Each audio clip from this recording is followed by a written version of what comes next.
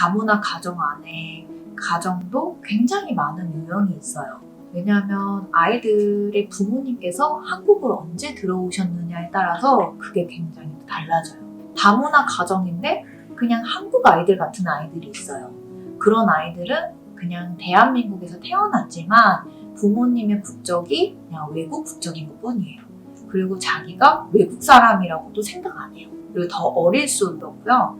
커가면서 좀 정체성의 혼란을 겪는 일들이 있죠. 그런 아이들. 중도 입국 아이들이라고 하는데요. 외국에서 살다가 중간에 한국을 들어오게 된 거예요. 한국어에 대해서도 전혀 모르고 한국 문화에 대해서도 아예 모르는데 그냥 한국에 와서 학교를 오게 된 거예요. 아무래도 이 아이들이 가장 큰 어려움을 겪는 것 같아요. 제가 있었던 학교에서 중도 입국 아이들을 몇 번 만나봤는데요. 아무래도 아이가 무슨 말인지 전혀 알 수가 없기 때문에 기가 굉장히 많이 죽어있어요. 한국어를 익히는 것도 문제고요. 한국 문화도 너무 낯설어요. 갑자기 와서 한국 음식들을 먹으라고 하니까 그것도 좀 이해가 안 되고요. 부모님도 갑자기 오신 경우가 많아서 담임교사와 부모님들 사이의 소통도 어려워요. 국가마다 모여 사시는 커뮤니티가 개설되는 지역들이 있는 것 같아요. 어떤 지역에는 어떤 국가의 다문화 가정들이 좀 모여있는 경우도 있고요. 지역 커뮤니티가 점점 커지는 경우들도 있어요. 커뮤니티가 자리를 잡으면 좀 더 입국을 많이 하시는 것 같기도 하더라고요.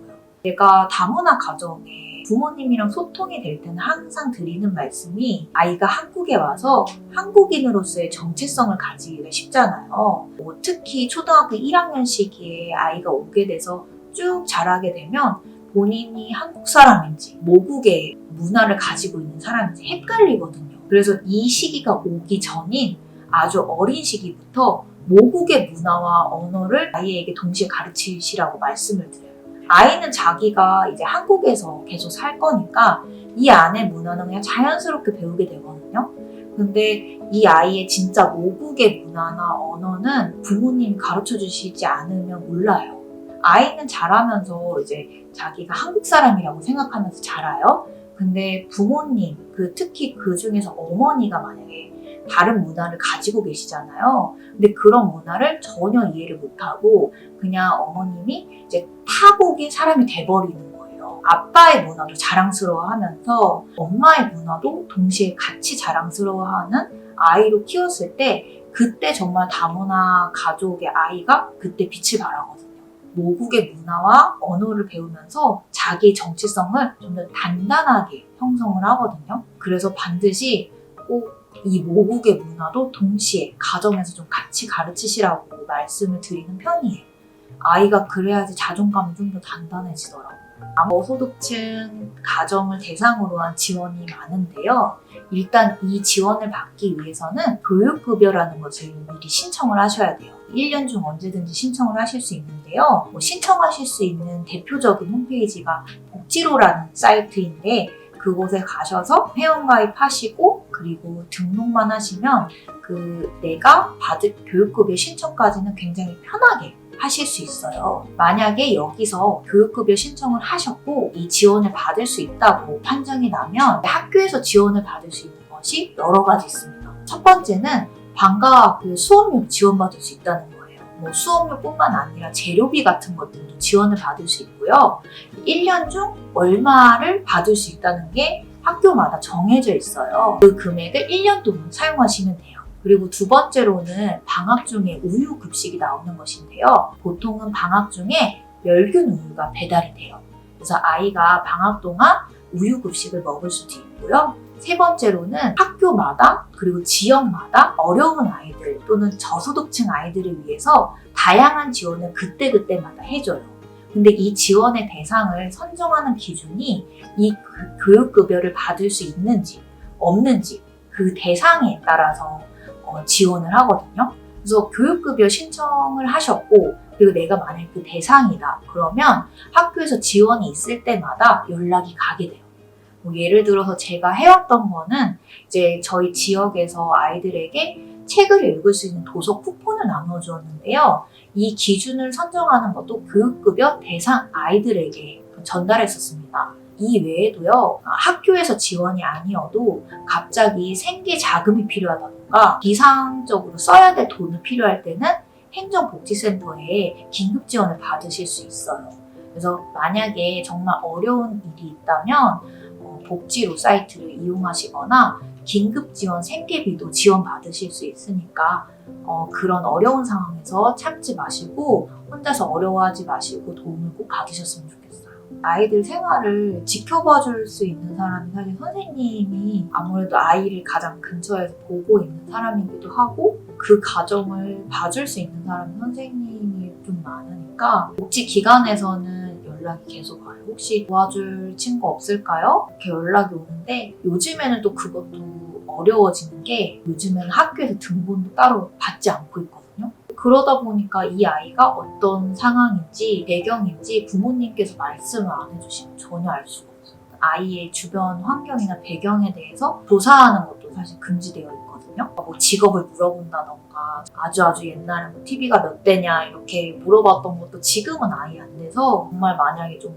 어려운 경우에는 말씀을 한번 드려보시는 것도 선생님께서 큰 도움을 못 주실지라도 만약에 이제 교육복지 파트에서 혹시 가정이 어려운 친구가 있나요? 라고 물어보는 때가 있거든요. 그때 저희 반은 어떤 아이를 추천합니다. 왜냐면 말씀하시지 않으면 그냥 짐작밖에 못해요. 그냥 혹시 저 아이가 좀 힘든가? 라고 짐작만 할 뿐이어서 만약에 정말 도움이 필요하고 그러면 얘기를 해주시면 좋습니다. 가장 우선은 교육급여 신청을 하셔야 된다는 거예요. 중위소득의 몇 프로가 정해져 있어요. 제가 알기로는 150%라고 알고 있는데 중위소득 말고도 한부모 가정이라던가 여러 가지 기준이 있거든요. 기초수급자 또는 장애 뭐 이런 식으로 유형들이 있고 그리고 보통의 가정에서는 소득을 기준으로 많이 봅니다. 부동의 1위는 학부모 공개 수업인 것 같아요. 아무래도 많은 학부모님들이 다들 오시다 보니까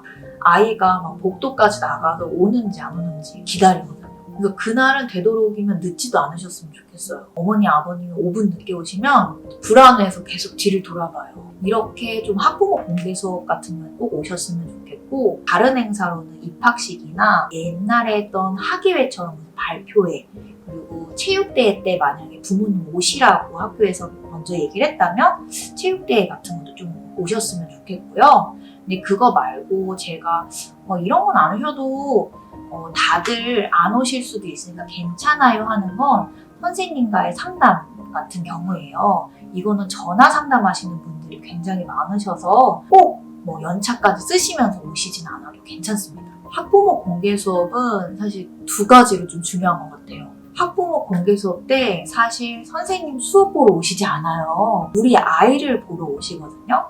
그러니까 저 같으면 두 가지를 보시라고 말씀을 드리고 싶어요. 처음에는 아이가 이제 선생님 수업을 어떻게 듣고 있는지 한번 보시고요. 그리고 보통 공개 수업 때 아이들이랑 활동하는 수업이나 아이가 직접 좀 말하는 수업들이 많거든요.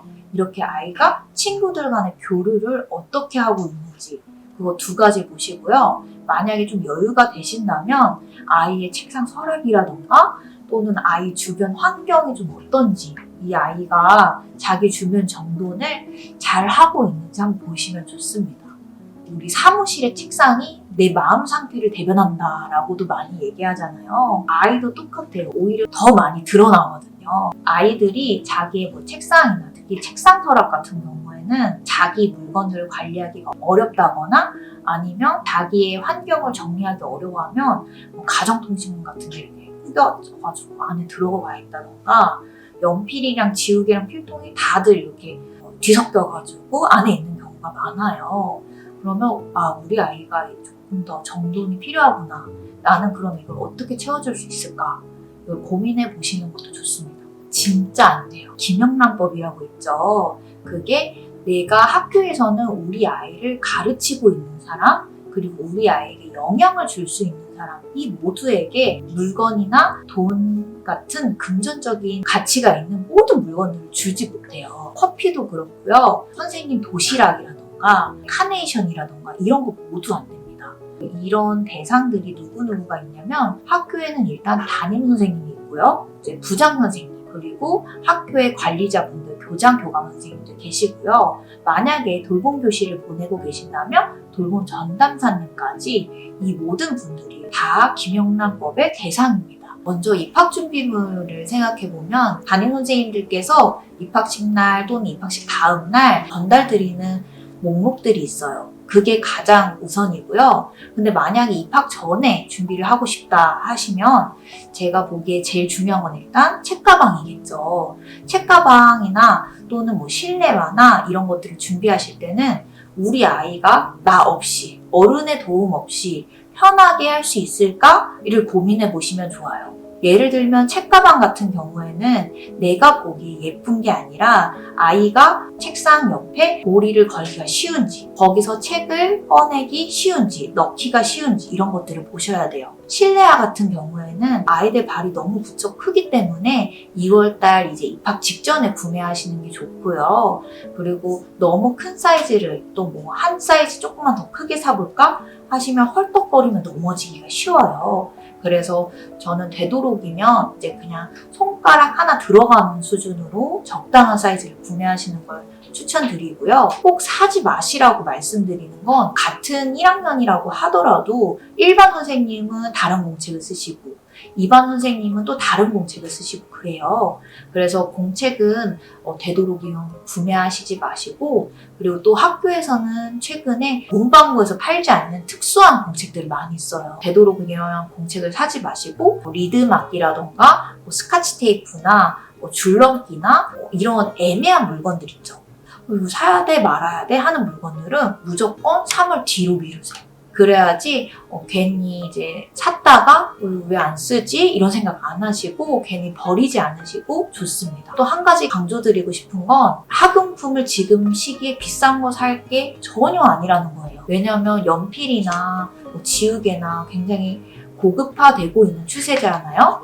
그런데 아이들이 사실 입학하고 다음 날부터 연필 잃어버리는 아이들 정말 많고요. 지우개는 누가 누구 건지 모를 정도로 뒤섞이는 경우도 많아요. 학용품을 좀 더 좋은 걸 구매해주고 싶으시다 하시면 아이들이 좀 물건을 관리할 수 있는 중학년이나 고학년 시기 때 좋은 거 사주셔도 좋습니다. 지금은 무른 연필심 있죠.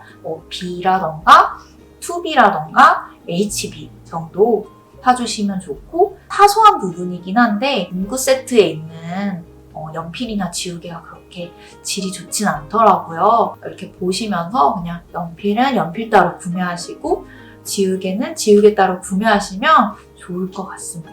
학용품마다 이름을 적어주시는 거 꼭 잊지 말아주세요. 입학식을 여러 차례 진행하면서 뒤에서 부모님들이 우시는 걸 많이 봤어요. 아이들이 이제 옹기종기 이제 선생님 앞에 모여서 입학식 준비하고 하면서 뒤에서 조용히 이렇게 눈물을 훔치고 계시는 거예요. 옛날에는 좋은 날인데 왜 우시지? 이런 생각을 했었거든요. 저도 이제 아이가 있으면서 그 마음이 뭔지 좀 알 것 같더라고요.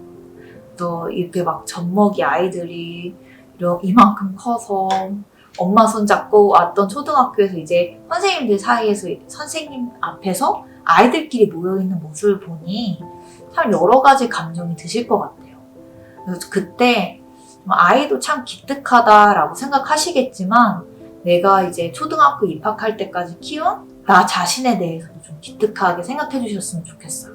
지금까지 너무 고생 많으셨고 초등학교 생활에 대해서 너무 불안하신 점들이 많을 거예요. 근데 나부터 긍정적으로 생각해야지 이 긍정적인 게 아이에게도 전달이 돼요. 이건 거꾸로 말하면 내가 아이 학교 생활에 대해서 너무 불안해하면 이 불안함이 아이에게도 전달이 돼요. 우리 아이 초등학교 생활 잘할 수 있어. 적응도 잘할 거고 친구들도 잘 사귈 수 있고 더 나부터 긍정적으로 생각하면서 이제 우리 아이의 학교 생활을 응원해 주셨으면 좋겠어요. 그동안 너무너무 예쁘게 잘 키워서 학교 보내주셔서 너무 감사합니다.